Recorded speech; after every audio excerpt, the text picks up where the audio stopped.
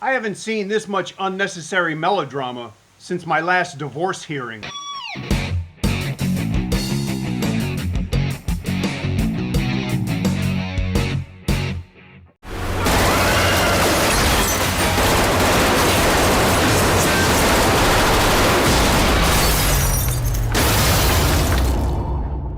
Hi, welcome to the Silver Spleen. My name is Yuri Andropov, and this is my review of Cold War II. 4 years ago, Cold War was preceded by a smothering media blitz that really made me happy when the movie came out, because that meant the publicity stopped. The first movie seemed long on pathos and short on logic.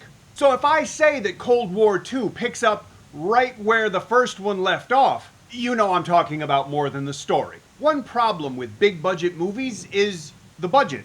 Because when you have a lot of money, the tendency is to spend it. Sometimes it becomes a little too easy to do things that ideally you wouldn't be able to afford to do. The opening credits of Cold War II feature obviously expensive CGI of ice people and ice guns and ice logos. It's expensive, but it's not impressive. There's no doubt that these credits cost a lot of money, but they look cheap. It's also a little silly. Now look, we all know that I have an obsessive compulsion about logic, so it annoyed me when I watched an ice person shatter after being hit by an ice bullet fired from an ice gun, neither of which shatter. Pull your head out of your ice, sick. But illogical opening credits, it can be forgiven. Once the movie starts, though, Eddie Peng is in custody, just like at the end of the first movie. But he's still in charge. He orders the kidnapping of the police commissioner's wife. Conveniently, for the writers, not the viewer, we don't see the kidnapping take place. Because if we were to see it, that meant that they would have to show it happening, and they'd have to make us believe that it's possible. And why would you do that? I mean, it's not like the police commissioner lives in government quarters that have secure... Naturally, they want to swap the wife for someone else. Believe me, I'm not spoiling much. I'm talking about the first 5 minutes of the movie here. Unsurprisingly, the hostage swap goes bad. It may have something to do with the guy who's put in charge of the bad guy hostage not really being qualified for the job. I'm going to take this most wanted man into the MTR by myself, and I won't watch him closely. And I won't physically control him. But what's the worst that can happen? Do you know who I am? Well, it's Arron Kwok. You know what? I can't feel bad for characters that dumb. And I don't. The whole movie somehow just feels wrong. The music, which is good on a compositional level, is constantly pumping out these big dramatic motifs.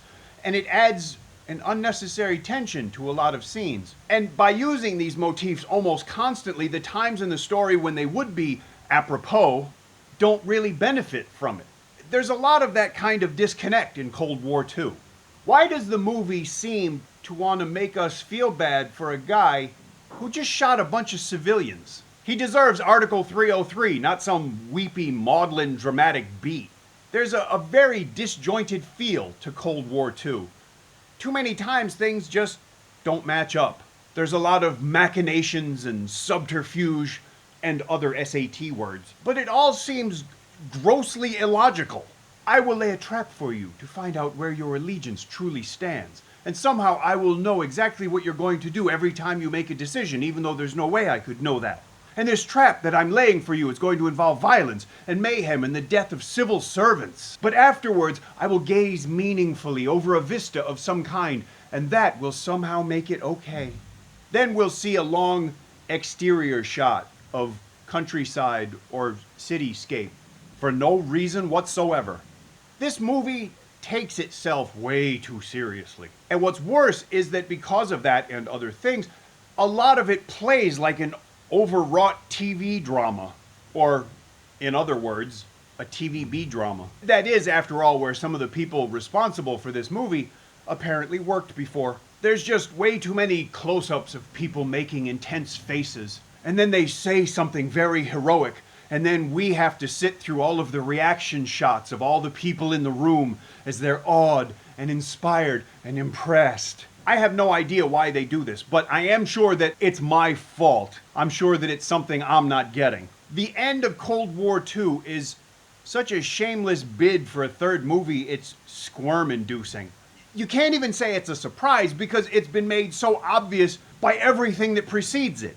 I mean, a lot of things happen in Cold War II, but nothing gets resolved, which makes Cold War II not so much a story as an episode. I don't know how that makes you feel, but it really bugged me. Especially since I don't really care about any of these people any more than I did after the first movie, and that wasn't much to begin with. Now, there are some interesting reflections of local politics in Cold War II, and I did enjoy their presence. But they came off as very subtle, and it would have been nice if they were a little more overt. Then again, maybe they were, and I just couldn't tell because everything else in this movie is so cacophonous. As a broad political statement, Cold War II is okay, but for me, as a thriller, it fails miserably. I wasn't thrilled at all. But at least I got to play the official Silver Spleen game, Where is Jane Wong? Now, I didn't really enjoy this movie, but you might. The best thing to do is go watch it and decide for yourself. Do me a favor, go watch it in cinemas. Once it leaves cinemas, pay for the privilege. Don't steal movies. When it gets released to home video, I'll update the description with a link where you could buy a copy. If you enjoy this review, please tell me. If you didn't enjoy it, tell me. If you enjoy the channel, please subscribe. Thank you, and have a lovely afternoon.